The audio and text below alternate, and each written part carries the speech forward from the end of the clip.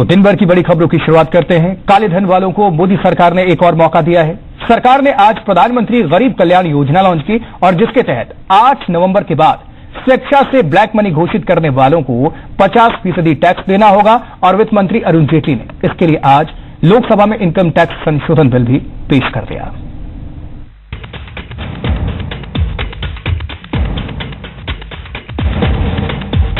सरकार ने black money पर कड़ा शिकंजा कस दिया है।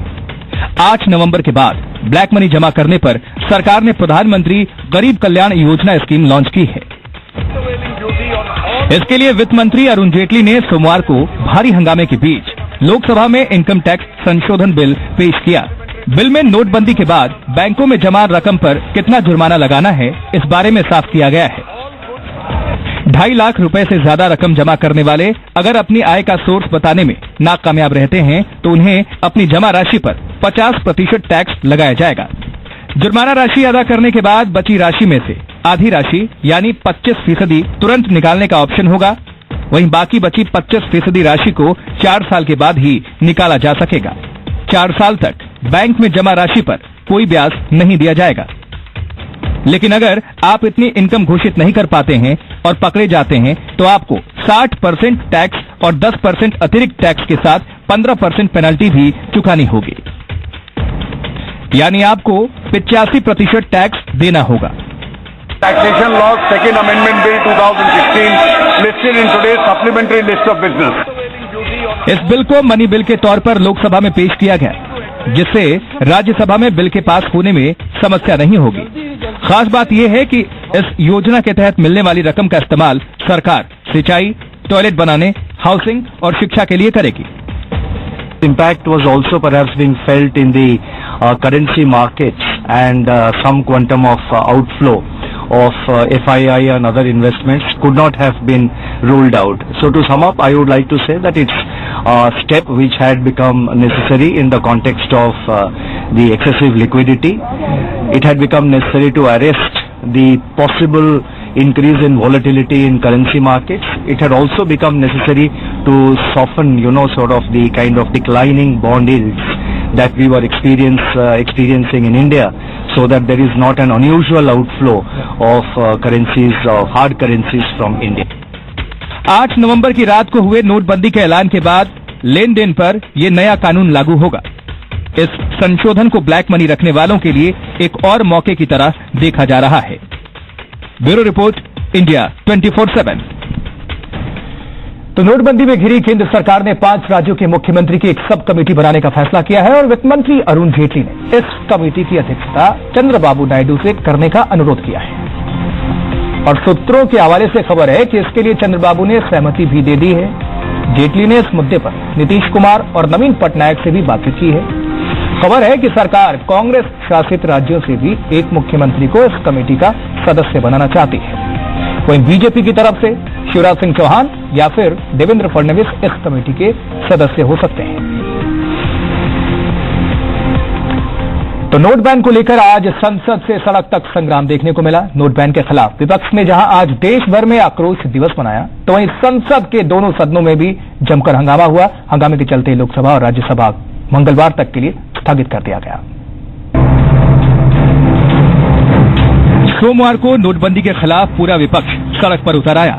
नोट बैन के विरोध में विपक्ष ने देश भर में आक्रोश दिवस मनाया। कहीं प्रदर्शन हुए तो कहीं बंद का असर भी देखने को मिला। बिहार में प्रदर्शनकारियों ने कुछ जगह ट्रेनें रोकी, वहीं यूपी में बंद का छिटपुट असर रहा। चेन्नई में डीएमके कार्यकर्ताओं ने जगह जगह बसें रोकने की कोशिश की, तो इलाहाबाद में समाजवादी पार्टी के कार्यकर्ताओं ने कई जगह सड़क पर जाम लगाया। लेफ्ट पार्टियों ने नोटबंदी के खिलाफ 3 राज्यों में 12 घंटे का बंद बुलाया, लेकिन पश्चिम बंगाल में तृणमूल कांग्रेस ने बंद का विरोध किया।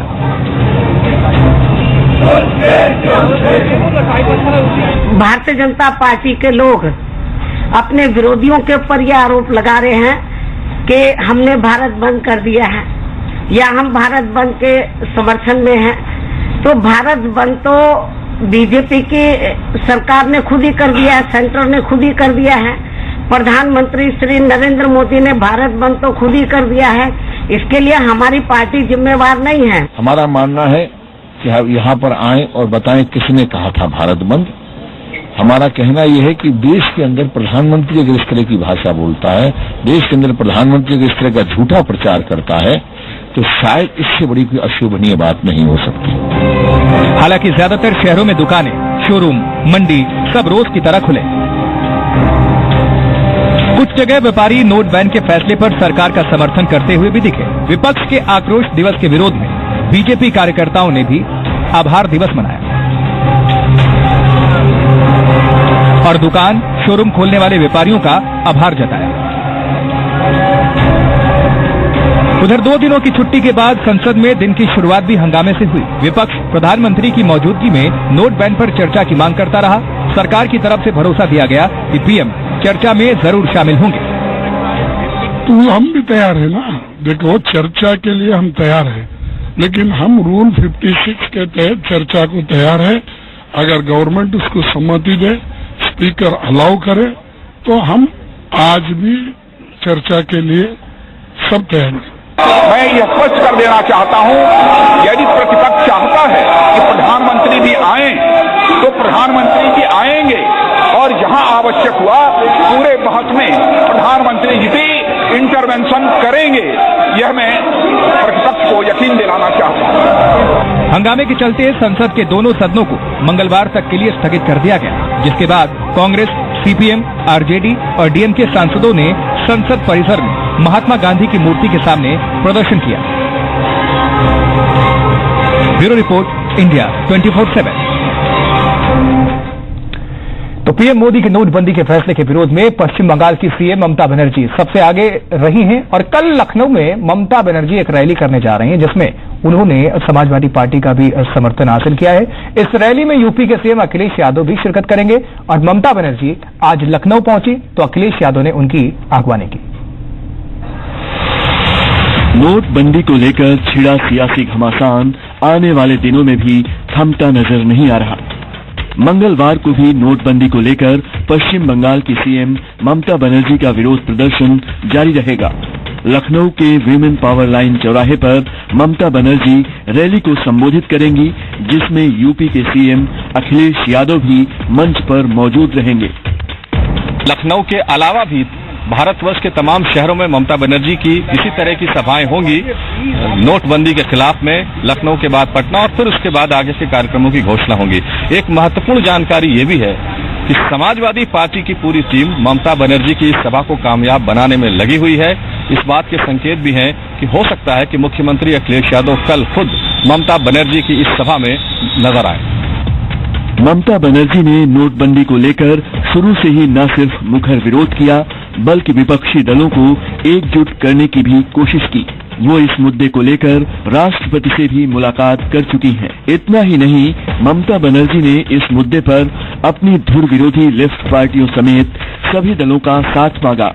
दूसरी पार्टियों से भले उन्हें बड़ा समर्थन न मिला हो, लेकिन समाजवादी पार्टी इस मुद्दे पर उनके साथ खड़ी दिखाई देती है। लखनऊ में ममता बनर्जी की सभा को कामयाब बनाने के लिए एसपी ने पूरी ताकत झोंक दी है। टीएमसी कार्यकर्ताओं के साथ एसपी कार्यकर्ता भी रैली के इंतजाम में जुटे हुए हैं। ये बेसिकली जो नीति हम लोगों ने लिया है केंद्र सरकार ने, उस नीति के खिलाफ ये रैली है, क्योंकि जो पर्टिकुलर गांव के लोगों को जो प्रॉब्लम फेस करना पड़ रहा है, उससे शहर के लोग उतना अवगत नहीं है। गांव में अभी तक करेंसी नोट नहीं गया है, वहां कॉइन से अभी लोगों को किस तरीके से मैनेज किया जा रहा है। यूपी के बाद बिहार में भी ममता बनर्जी की रैली होनी है। ममता ने नोटबंदी को लेकर सरकार के खिलाफ मोर्चा खोल रखा है और खुलकर पीएम मोदी के फैसले के विरोध में बयान भी दे रही हैं। तो वहीं पीएम मोदी ने भी अपनी आगरा रैली में ममता बनर्जी को इशारों इशारों में जवाब दिया। जितना रुपया का जरूरत था बैंक में लोगों को देने के लिए, डिमांड मिटाने के लिए, वो तो नहीं किया। Without any planning just Mohammad bin Tughlaq का माफी चेंज कर दिया। आज राजधानी इधर से उधर चलो, करेंसी इधर से उधर चलो, ऐसा परिस्थिति हो गया कि एक कॉन्स्टिट्यूशनल क्राइसिस हो गया। लाखों करोड़ों गरीबों ने पैसा जमा कराया और राजनेताओं के आशीर्वाद से करोड़ों करोड़ों रुपयों के चीट फंड के पैसे गायब हो गए। वो आज मुझे सवाल पूछ रहे हैं। ममता बनर्जी इससे पहले दिल्ली में अरविंद केजरीवाल के साथ भी नोटबंदी के विरोध में रैली कर चुकी हैं। यूपी में टीएमसी का खास जनाधार नहीं है, लेकिन यूपी में बड़ी संख्या में बंगाली वोटर हैं। ऐसे में अखिलेश जहां इन वोटरों को लुभाने की कवायद में जुटे हैं, तो वहीं ममता की नजर 2019 के चुनावों पर है और इस मिशन के लिहाज से यूपी बेहद अहम है। विवेक तिवारी के साथ ब्यूरो रिपोर्ट, इंडिया 24/7। तो ममता बनर्जी लखनऊ पहुंच गई हैं। लखनऊ एयरपोर्ट पर सीएम अखिलेश यादव खुद ममता बनर्जी का स्वागत करने पहुंचे और इस मौके पर अखिलेश यादव ने कहा कि नोटबंदी के खिलाफ आंदोलन में वो ममता बनर्जी के साथ है। देखिए, मैं उनसे मिलने इसलिए भी आया कि मैं उनके साथ सदन में रहा हूं। कम से कम सीनियर उनको लखनऊ में आए, इसलिए स्वागत करना मैं समझता हूं ठीक है। ये धरना उनका है, धरना तो उनका है ना, तो बिल्कुल अच्छी बात है, सब रहेंगे उसमें। वक्त एक छोटे से ब्रेक का है और ब्रेक के बाद पीएम मोदी पर हमले की साजिश।